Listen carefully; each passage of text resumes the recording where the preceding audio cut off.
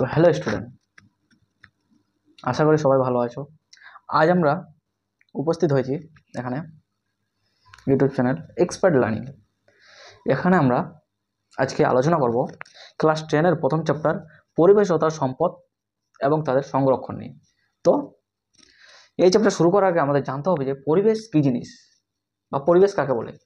আমরা যেখানে বসবাস করছি সেই স্থানের আশেপাশে আমাদের যে গাছপালা, পশু পাখি, যেসব প্রাণী আছে সবাইকে নিয়ে আমাদের কি পরিবেশ।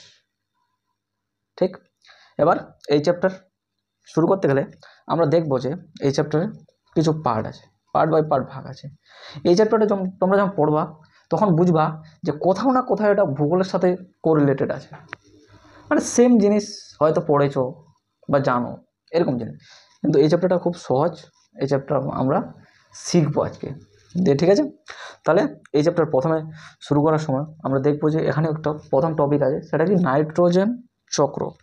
কি এটা? নাইট্রোজেন চক্র। ঠিক আছে, এবার নাইট্রোজেন চক্র জানার সময় আমাদের জানতে হবে নাইট্রোজেন হলো আমাদের আশেপাশেই দেখা যায়। দেখতে পাও তুমি? দেখতে পাই না, সো দেখা যায় না।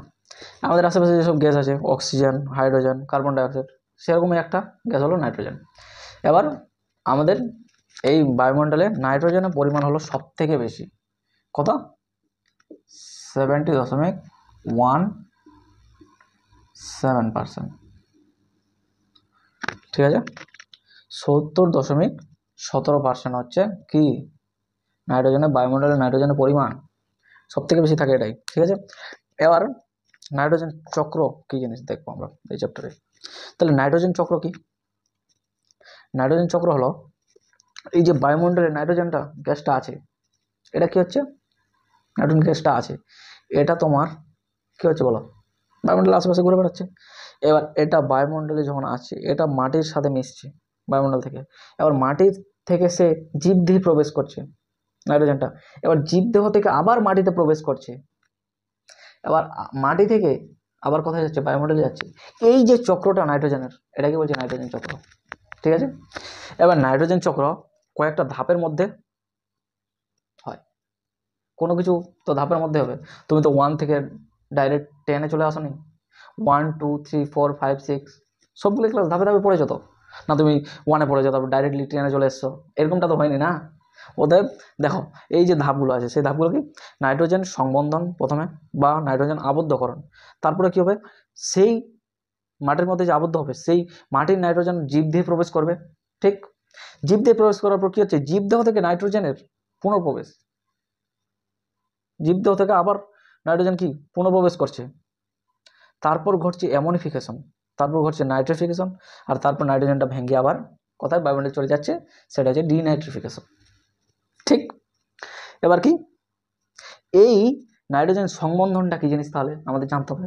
সংবন্ধন কথার অর্থ হলো আবদ্ধ করা। সেটা কি হচ্ছে?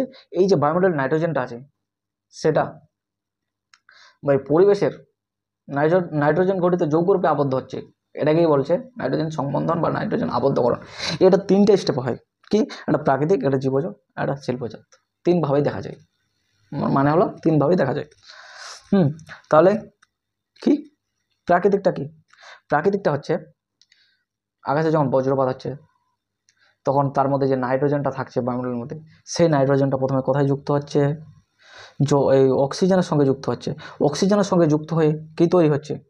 2NO বা নাইট্রিক অক্সাইডে পরিণত হচ্ছে। সেই নাইট্রিক অক্সাইডটা আবার যখন বায়ুর সংস্পর্শে আসছে, মানে অক্সিজেনের সংস্পর্শে আসছে, তখন সেটা কি হচ্ছে? নাইট্রোজেন ডাই অক্সাইডে পরিণত হচ্ছে। ঠিক, এবার সেই নাইট্রোজেন ডাই অক্সাইডটা কি হচ্ছে? জলীয় বাষ্পের সাথে বিক্রিয়া করে উৎপন্ন করছে কি? নাইট্রাস অ্যাসিড ও নাইট্রিক অ্যাসিড তৈরি হচ্ছে। দেখো সমীকরণটা দেখো, 2NO2 + H2O = হ্যাঁ HNO2 + HNO3। HNO2 মানে হচ্ছে নাইট্রাস অ্যাসিড, আর HNO3 মানে নাইট্রিক অ্যাসিডে পরিণত হচ্ছে। তাহলে এটা চলে গেল কি আমাদের ধাপে ধাপে। এগুলো কিন্তু কি হলো? মাটির মধ্যে আবদ্ধ হলো নাইট্রোজেনটা। এবার কি হবে? প্রাকৃতিকভাবে এটা আবদ্ধ হলো। এবার জীবজভাবে যদি আমরা দেখি, তাহলে প্রকৃতির মুক্ত নাইট্রোজেনটা জীবাণু বা নীলাভ সবুজ শৈবালটা কি করছে, নাইট্রোজেনটা আবদ্ধ হচ্ছে জীবাণুর সাথে বা কার সাথে, নীলাভ সবুজ শৈবালের সাথে আবদ্ধ হচ্ছে। এই আবদ্ধ হওয়াটাকে কি বলে, জীবজ আবদ্ধকরণ। ঠিক আছে, জীবের সাথে যখন আবদ্ধ হচ্ছে সেটা জীবজ আবদ্ধকরণ। ঠিক, এবার কি হচ্ছে, স্বাধীন জীব দ্বারা আবদ্ধ হচ্ছে। যেমন স্বাধীন জীব বলতে কি হচ্ছে, ক্লোস্ট্রিডিয়াম, অ্যানাবিনা, নস্টক, এগুলো হচ্ছে স্বাধীন জীব। এরা কি করছে, এরা নিজেদের শরীরে নাইট্রোজেনকে দেহকোষে অ্যামোনিয়া রূপে আবদ্ধ করছে। এবার কি হচ্ছে, এরা যখন মারা যাচ্ছে এদের জীব দেহটা মাটির নিচে চাপা পড়ছে। এবার মাটির নিচে চাপা পড়ার কি ফলে কি হচ্ছে, জীবাশ্ম হয়ে যাচ্ছে। জীবাশ্ম হয়ে এটা কি মাটিতে মিশে যাচ্ছে, তো আসলো তো মাটিতে মিশলো, তো মাটিতে আবদ্ধকরণ হলো, তো জীব দেহ দ্বারা হলো।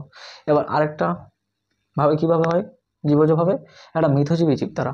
মিথজীবী জীব মানে সিম্ব গোত্রীয় উদ্ভিদের মূলে যে জীবগুলো দেখা যায় ওগুলোই হচ্ছে মিথজীবী জীব, বুঝলা। এবার সিম্ব গোত্রীয় উদ্ভিদ বলতে কি, ছোলা, মটর, এদের, ঠিক আছে। এবার সেখানেও সেম কেস হচ্ছে, সেই নাইট্রোজেনটা কি অ্যামোনিয়া রূপে তাদের আবদ্ধ হচ্ছে, এবং সেই উদ্ভিদে যখন যাচ্ছে সেই উদ্ভিদে নাইট্রোজেনটা আবদ্ধ হচ্ছে, তো উদ্ভিদে এই রাইজোবিয়াম দ্বারা সেম কেস আবদ্ধ হচ্ছে। সেই উদ্ভিদটা কোথায় আছে, মাটিতে, এক্স্যাক্টলি ফলটা কোথায়, মাটিতে তো আবদ্ধ হলো। ঠিক, এবার কি হচ্ছে, থার্ড হচ্ছে শিল্পজাত। শিল্পজাতটা কি, শিল্পজাত মানে, শিল্প মানে কি, কোনো কিছু উৎপাদন কেন্দ্র বা কোনো কিছু তৈরি শিল্প, প্রযুক্তি যেগুলো হয়। এবার এক্ষেত্রে কি হচ্ছে, আমরা জমিতে কি দিচ্ছি, ইউরিয়া দিচ্ছি, তো কিসের জন্য দিচ্ছি, এমনি এমনি দিয়ে দিচ্ছি, টাকা অনেক, এই দিতে ইউরিয়াটা দিয়ে দেখি কি হয়, সেটা না। ইউরিয়া দিচ্ছি ফলন বৃদ্ধির জন্য, ফলনটা যেন ভালো হয়, ভালো করে খেতে পারি। ভালো করে না খেলে ভালো করে থাকবে কেমন, ভালো করে মোবাইল চালাবো কেমন, ভালো করে না খেলে তো এগুলো হবে না। অতএব তার জন্য তো আমাকে ভালো করে খেতে হবে। তার জন্য কি হবে, ফসলটা ভালো করে উৎপন্ন করতে হবে, নাহলে খাবো কি। এবার ফসলটা উৎপন্ন করার জন্য আমাদের কি করা হচ্ছে, কি করা হচ্ছে, সেই সারটা দেওয়া হচ্ছে। সেই সারটা এই গাছে যাচ্ছে, গাছ থেকে মাটিতে যাচ্ছে, বা ধুয়ে বলতে পারি চলে যাচ্ছে জলে।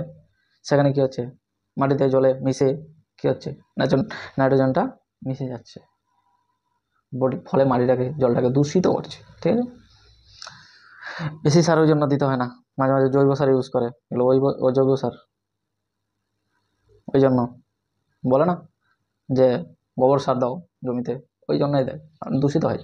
ঠিক, এবার ওটা তো হলো। এবার চলে গেলো এটা কি, নাইট্রোজেন সংবন্ধন। এবার কি হচ্ছে, মাটির নাইট্রোজেন জীব দিয়ে প্রবেশ করছে। তো বললাম জীব দিয়ে কীভাবে প্রবেশ করছে, সেকেন্ড স্টেপটা দেখো, এই 2 নম্বরটা, মাটির নাইট্রোজেন, এগুলো তো সব মাটিতে মিশে গেল। এবার মাটির নাইট্রোজেনটা কীভাবে, এই যে শিল্পজাত দ্বারা সারটা দিচ্ছি, সারটা মাটিতে যাচ্ছে, এই গাছে যাচ্ছে, গাছটা, সেই গাছ থেকে যেসব হচ্ছে খাওয়ার, সেগুলো আমরা খাচ্ছি, প্রাণীগুলো খাচ্ছে। এবার সেই প্রসেস দ্বারাই আমাদের শরীরে যাচ্ছে, জীবদেহে প্রবেশ করে নিল। সেকেন্ড স্টেপ কমপ্লিট হলো কিনা।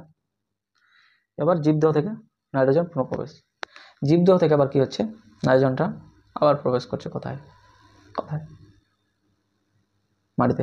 কেমন, কারণ এই জীবগুলো যখন মারা যাচ্ছে বা তাদের রেচন মলমূত্রগুলো কোথায় যাচ্ছে, মাটিতে আসছে, বা মরে যাচ্ছে, মাটির উপর চাপা পড়ে যাচ্ছে, সেগুলো আবার মাটিতে মিশে যাচ্ছে।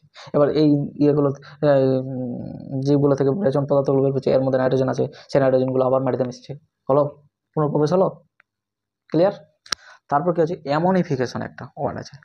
তাহলে অ্যামোনিফিকেশনটা কি, এই যে জীবদেহটা মাটিতে চাপা পড়ছে, এই জীবদের মধ্যে কি থাকছে, অ্যামাইনো অ্যাসিড বা প্রোটিন থাকছে, তো আমাদের শরীরে আছে, তো না নাই, প্রোটিন আছে, প্রোটিন নাই,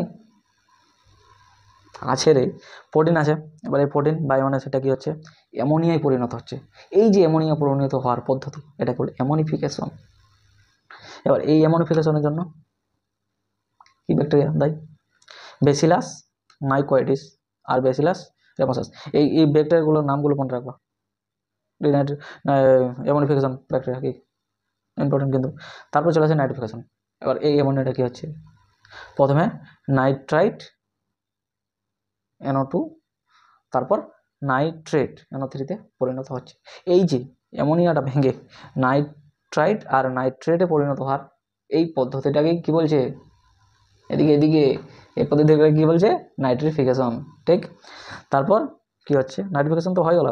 এবারে নাইট্রিফিকেশনের জন্য কি নাইট্রিফিকেশন ব্যাকটেরিয়াগুলো কি কি এটা মনে রাখবা, একটা নাইট্রোসোমাস একটা নাইট্রোব্যাক্টর, এই দুটো ব্যাকটেরিয়া কিন্তু কাজ করে। ঠিক আছে, এবার ডিনাইট্রিফিকেশন। ডিনাইট্রির কথা মানে কি, ভাঙা, ডি মানে বিভক্ত করা, ডিনাইট্রিফিকেশন ভেঙে দেয়। কীভাবে ভাঙে, নাইট্রোজেন যৌগ ভেঙে নাইট্রোজেনকে মুক্ত করে। এই যে নাইট্রোজেন যুক্ত যৌগগুলো তৈরি হলো, নাইট্রাইট আর নাইট্রেট, এগুলোকে আবার ভাঙছে, ভেঙে কি করছে, নাইট্রোজেনকে মুক্ত করে। আবার সেই নাইট্রোজেনটা কোথায় যাচ্ছে, নাইট্রোজেন চক্রে কি দেখেছিলাম, আবার সেটা বায়ুমণ্ডলে যাচ্ছে কিনা, সেই নাইট্রোজেনটা কোথায় চলে গেল, বায়ুমণ্ডলে চলে গেল। এটা হচ্ছে ডিনাইট্রিফিকেশন। ডিনাইট্রিফিকেশনের জন্য কোন ব্যাকটেরিয়া আছে, থায়োব্যাসিলাস ডিনাইট্রিফিকেন্স, একটা হচ্ছে সিউডোমোনাস। তাহলে আমরা দেখলাম নাইট্রোজেন চক্র কমপ্লিট, বুঝতে পারলো তো? এইভাবে নাইট্রোজেন চক্রটা ঘুরছে। ঠিক, তাহলে এই যে নাইট্রোজেন চক্র, এর তাৎপর্যটা কি, এর বেসিক্যালি তাৎপর্য বলতে গেলে কি হয়, নাইট্রোজেনের পরিবেশে নাইট্রোজেনের ভারসাম্যটা রক্ষা পাচ্ছে। নাইট্রোজেন চক্রটা যদি ঠিকমতো না চলতো তাহলে কি ভারসাম্যটা ঠিক থাকতো, থাকতো না। তুমি যদি একদিন খেতা আর 10 দিন খেতা না, বাঁচতা না। সেরকমই নাইট্রোজেন চক্রের জন্য, নাইট্রোজেনের এই যে চক্রটা হচ্ছে, এরা খুব পরিবেশের জন্য আমাদের উপকারী। ঠিক মতো না হলে পরিবেশ ঠিক থাকতো না। হ্যাঁ, সব গ্যাসই যত আছে পরিবেশে ভালো খারাপ আছে, কিন্তু সবারই দরকার। তো তোমার পাড়াতে ভালো মানুষ আছে, খারাপ মানুষ আছে, সবারই দরকার। তুমি তো শুধু ভালো মানুষগুলোকে নিয়ে থাকতে পারবে না, বা খারাপ মানুষগুলোকে নিয়ে থাকতে পারবে না। সবারই দরকার পৃথিবীতে বাঁচতে গেলে। এই জন্য পরিবেশে ভারসাম্য রক্ষা করছে। ঠিক, কমপ্লিট। তাহলে আজকে আমরা এটা পড়লাম, নেক্সট ভিডিওতে দেখা হচ্ছে। ততক্ষণে ভালো থাকো।